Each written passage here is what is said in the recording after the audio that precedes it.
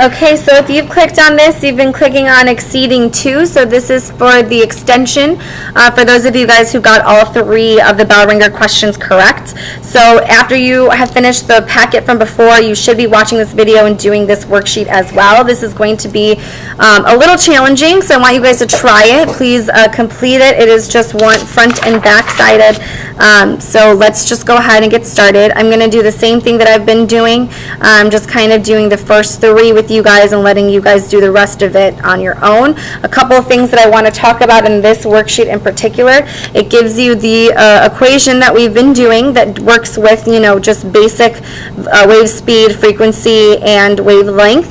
But then we have an additional equation here, and that's going to give you the variable c. Now c, I want you guys to write this down, is the speed of light. And so the speed of light is constant, and that c is right here. If we ever are working with any of the equations that have something to do with the speed of light, then that is what you are going to be using to solve it. You could rewrite this, since this is kind of a big number, you can write it as 3 times 10 to the 8th in your calculator. That would look like this, parenthesis 3 times 10, and then you would use the caret to the 8th, and that gives you the same number. So then maybe this would be easier for you to type in if you're using a calculator. If you don't know how to do that, then just go ahead and type in the long number instead. But that's basically the biggest difference that we're going to be doing. So let's go ahead and take a look at the first question. So we're taking a look at the first question. It says sound waves in air travel at approximately 330 meters per second. Calculate the frequency of a 2.5 meter long sound wave. So there's a couple things that I want to point out in this very first equation. The first thing being that we are going to be working with sound, so we're not going to be working with the c. Remember, that's only for light. So since we're not working for light, we're only doing sound waves, we know that it's telling us that it's traveling at approximately 330 meters per second. So like we did with the last one, we're going to be writing this down. So we have the wave speed of 330 meters per second. It's telling us to calculate the frequency. So right there in the very beginning, we know that calculate the frequency. So that's going to give you the variable for frequency, and then it's giving you 2.5 meter long. So that's knowing that meters is the unit for the wavelength. We can write down that wavelength equals 2.5 meters, and since it says calculate the frequency, we are solving for frequency. So we're going to go ahead and we have our known variables. We're going to be using that same equation. So we have this. And then you're going to go ahead and write in your known variables. So we know 330. We know we are solving for the frequency. We know the wavelength, which is 2.5. To get frequency by itself, we need to divide it. Since it's multiplied, remember that whatever we do to one side, we have to do to the other. That's going to cancel out. We're going to be left with 330 divided by 2.5. And that's going to give you guys the frequency of 100. And if you guys didn't see what I did there, I just did 330 divided by 2.5, and that's giving you an answer of 132, and then don't forget the unit, hertz. Okay, so this didn't specifically say that what is the frequency, and it didn't specifically say the wavelength is, but knowing just the term, the way that the sentence is structured, calculate the frequency, we know that that's what we're going to be solving for, and that we know that 2.5 meter long, we know that the unit for wavelength is going to be meters, so we can already assume that that's going to be that for that variable before we go ahead. So let's do number 2 again.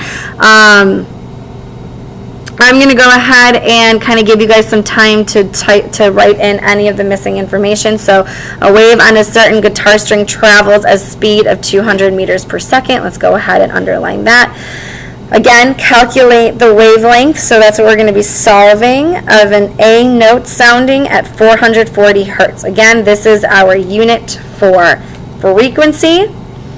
So we know that that's going to be our variable. So go ahead and write down the knowns on the side here. I'll give you guys a couple seconds to do that. Okay, so you should have written down that the speed is 200 meters per second.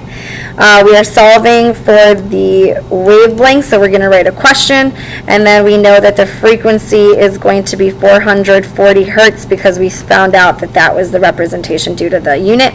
Again, we're going to write down our equation, so wave speed equals frequency times wavelength.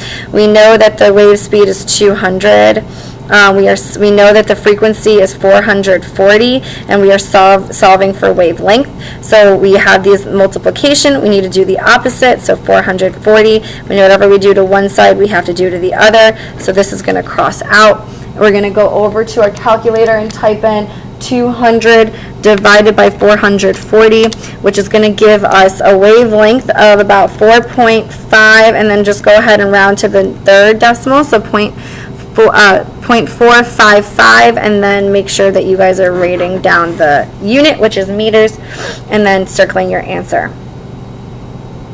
Okay, I want to find one that talks about the light, so let's go ahead and find one really quickly.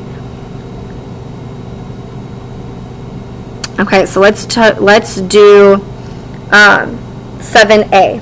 So if we take a look at 7A, and I'm only going to do the first part, it's talking about the wavelengths of visible light range from approximately 400 nanometers to 750 nanometers. So now we're talking about a new unit, okay?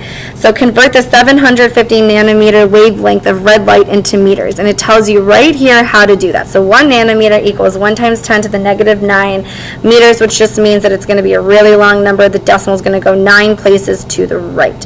That's what that negative means. So, to the left. That negative means we're going to the left. So if we're talking about converting 750 nanometers of wavelength, we know 1 nanometer is 1 times 10 to the negative 9th meters. We're basically just going to be doing 750 times